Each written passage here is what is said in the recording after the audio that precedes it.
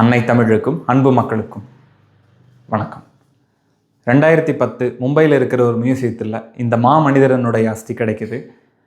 பாதுகாக்கப்பட்ட அந்த அஸ்தி சவுத் ஆஃப்ரிக்காவில் இருக்கிற டர்பன்கிற இடத்துல இருக்கிற ஒரு நதிக்கரையில் துவப்படுது. 1997 இந்திய சுதந்திர தினத்தினுடைய 50வது நினைவு நாளப்போ இந்த மாமனிதரனுடைய பாதுகாக்கப்பட்ட அஸ்தி இந்தியாவில் இருக்கிற பெரும்பாலான நகரங்களையும் நதிக்கரைகளையும் துவப்படுது. 1948 ஜனவரி 31 அந்த மாமனிதர் இறந்ததற்கு அடுத்த நாள் டெல்லி யமுனை நதிக்கரையில் அவருடைய உடல் தகனம் செய்யப்படுது. தகனம் செய்யப்பட்ட அந்த இடம் இப்போ ராஜ்காட்னு அழைக்கப்படுது. ஜனவரி 30 1948 சரியாக 78 வருஷத்துக்கு முன்னாடி அந்த மாமனிதர் சுட்டுக் கொல்லப்பட்ட பொழுது அவருடைய வயது 78. முதல் முயற்சியில் அவரை கொல்ல முடியல, 5வது முயற்சியில் தான் கொல்றாங்க. முதல் 4 முயற்சி தோல்வியில் முடியுது. அந்த மாமனிதர் போதிச்ச மிக முக்கியமான விஷயம் நான் வைலன்ஸ்.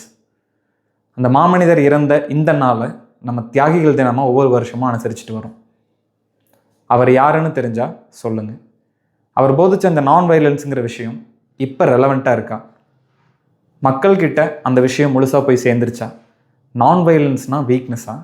நான் வைலன்ஸ்னால் கோவப்படக்கூடாதா? நான் வைலன்ஸை பற்றி அடுத்த வீடியோவில் டீப்பாக எக்ஸ்பிளைன் பண்ணுறேன். மீண்டும் வருகின்றேன்.